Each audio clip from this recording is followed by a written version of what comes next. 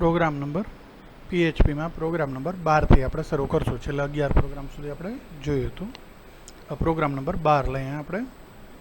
તો ગૂગલ ક્રોમમાં સૌથી પહેલાં એને રન કરીને તમને બતાવું છું, પછી એને કોડિંગ ખોલી દો.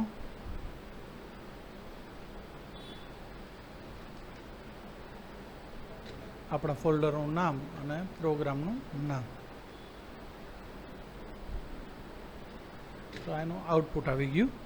હવે એનો કોડ ખોલનો નોટપેડમાં.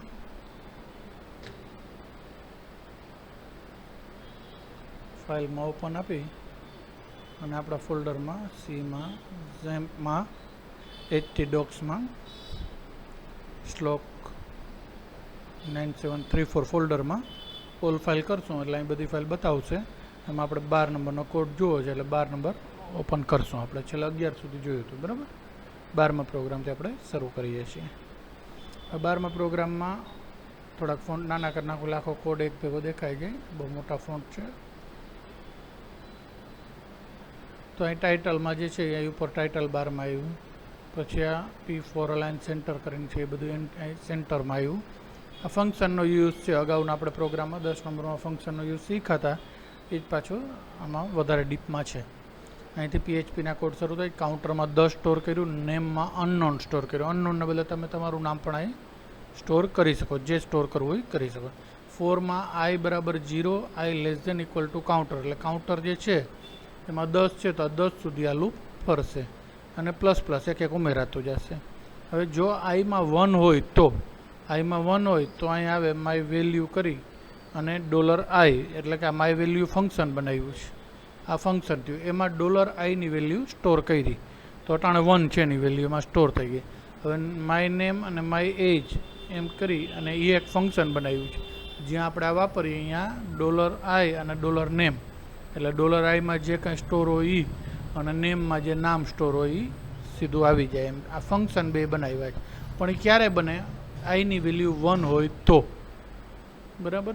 આઈની વેલ્યુ 5 હોય ત્યારે પાછું માય વેલ્યુ નામનું નવું ફંક્શન બની જાય અને એમાં સ્ટોર થઈ જાય. આઈની વેલ્યુ 10 હોય ત્યારે એજમાં આ બે વસ્તુ સ્ટોર થઈ જાય. હવે ફંક્શનમાં જ્યારે આ માય વેલ્યુ $i કરીને રન કર્યું ફંક્શન, આ રન થયું ફંક્શન. અહીં બન્યું હતું, પછી ઓલું એને કોલ કરાયું. કોલ એટલે રન, આ ક્રિએટ થયું હતું અહીં ફંક્શન. અહીં એને રન કર્યું.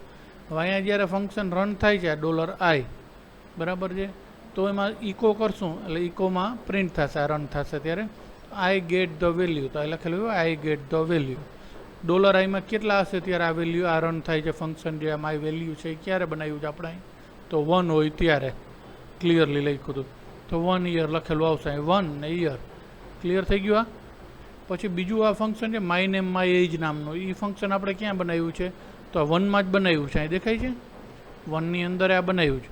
પણ અહીંયા ઇકો જે છે આ બીજું ફંક્શન, એ જ્યારે આ ઇકો કર્યું છે ત્યારે એની વેલ્યુ પાછી જોશું તો કઈ છે?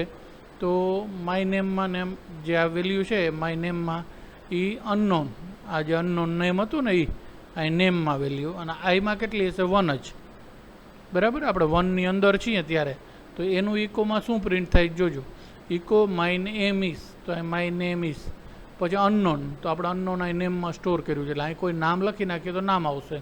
માની લો હું અમિત લખી નાખું અહીં અને સેવ કરી દઉં તો આ અનનોનની જગ્યાએ અમિત આવી જશે. જોશું તો રિફ્રેશ આપો તો આવી ગયો અમિત અહીં છે. તમે જે વેલ્યુ સ્ટોર એમાં કરી હશે એ અહીંયા આવશે. કેને આમાં આપણે પ્રિન્ટ ક્યાં કર્યું છે? આપણે અહીંયા ઇકો ક્યાં કર્યું છે ને? અહીંયા માય નેમ ઇઝ કરીને $name એટલે જેમાં $nameમાં સ્ટોર હોય, તો $nameમાં શું સ્ટોર છે? અમિત. તો અમિત આવી ગયું. And my age is $i, તો એજમાં હજી 1 જ છે, કારણ કે આપણે 1 જ પહોંચ્યા છીએ અને એ બ્રેકેટ હાલે છે. તો અહીં 1 આવી ગયું છે. પછી જ્યારે 5માં આવશું, 5માં, ત્યારે અહીંયા આઈની વેલ્યુ 5 થઈ ગઈ. ત્યારે આ જે માય વેલ્યુ છે એને ફરીથી અહીંયા આ પ્રિન્ટ કરશે અને એ 5 જવાબ આપશે. આને આ ઇકો જે છે આ ફંક્શન રન થાય છે, એ ફંક્શન બીજી વખતે રન થશે પાછું જ્યારે અહીંયા બનશે ત્યારે. તો અહીં I got the value 5 year, અને પછી જ્યારે નામ આવ્યું ત્યારે જનક ને 10 શું કામ આવ્યું? તો અહીંયા એનું નામ જનક આપી દીધેલું હશે એટલે અહીં છે 10માં જ્યારે આ બનાવ્યું છે 10 યર થાય ત્યારે જનક આપી દીધું. અને 5માં શું ખાલી એક જ આ રન કર્યું, બીજું ફંક્શન આ રન નથી કર્યું, એટલે ખાલી આ 5 યર વાળું જ આવ્યું. આ લીટી એમાં ન આવી. એ લીટી 10 ટાઈમે આવી 10 વખતે, અને 10 વખતે શું છે એની અંદર વેલ્યુ અહીં 10 સ્ટોર છે. અને ત્યારે પાછું અહીંયા એને ડોલર આ જે 10માં જ્યારે આ પ્રિન્ટ કર્યું છે જે ત્યારે એમાં વેલ્યુ જનક અહીં આપેલી છે. 10માં જ્યારે આ સ્ટોર કર્યું છે ડોલર આઈની વેલ્યુ 10, પણ અહીં માય નેમ જે છે એ રન નથી કર્યું, પણ અહીંયા જનક વેલ્યુ લખી નાખી. જો માય નેમ રન કર્યું હોત તો અહીં નેમમાં અમિત છે અમિત આવત, પણ જનક લખ્યું છે એટલે જનક જ આવ્યું. ક્લિયર? તો આ રીતે ફંક્શન બને અને ફંક્શન કોલ થાય. 12મો પ્રોગ્રામ અહીં ક્લિયર થયો. 13 નંબરનો હજી એક પ્રોગ્રામ આપણે લઈ લઈએ. Program number 13.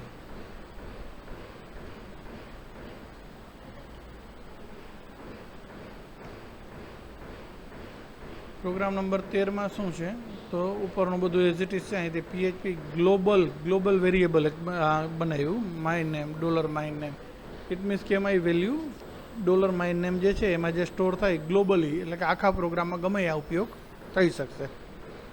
પછી માય એજ અને માય સેલરી આ બે ફંક્શન બનાવ્યા છે. હવે ફંક્શન માય એજ જે છે એમાં શું છે તો એજમાં 10 સ્ટોર કર્યું, માય નેમમાં XYZ સ્ટોર કર્યું ને ઇકો કર્યું એટલે પ્રિન્ટ કર્યું માય નેમ ઇઝ XYZ અને માય એજ ઇઝ 10 એમ કરીને આ ફંક્શન ટાઈમે પ્રિન્ટ થઈ જાય. પછી સેલરીવાળું ફંક્શન બનાવ્યું, એમાં સેલરીમાં 10,000 નેમમાં ABC નાખ્યું અને એ પ્રિન્ટ કર્યું એટલે એ પ્રિન્ટ થઈ ગયું. ક્લિયર? ફંક્શન કોલ કરાવ્યું. આ ફંક્શન બન્યું ક્યાં? અહીંયા. પણ અહીંયા જ્યારે બન્યું ત્યારે એની વેલ્યુ નથી આપી, કંઈ બ્રેકેટ જ છે ખાલી. તો એ વેલ્યુ પછી અહીંયા ને અહીંયા આપી રન થાય છે. તે મેં કોલ કર્યું એ ટાઈમે જેની વેલ્યુ આપી અને રન કરી દીધું છે. તો આ રીતે ફંક્શનને કોલ કરતી વખતે પણ વેલ્યુ એમાં એડ કરી શકીએ. ક્લિયર? 13 સુધી આજ રાખીએ. 13 પ્રોગ્રામ કર્યા.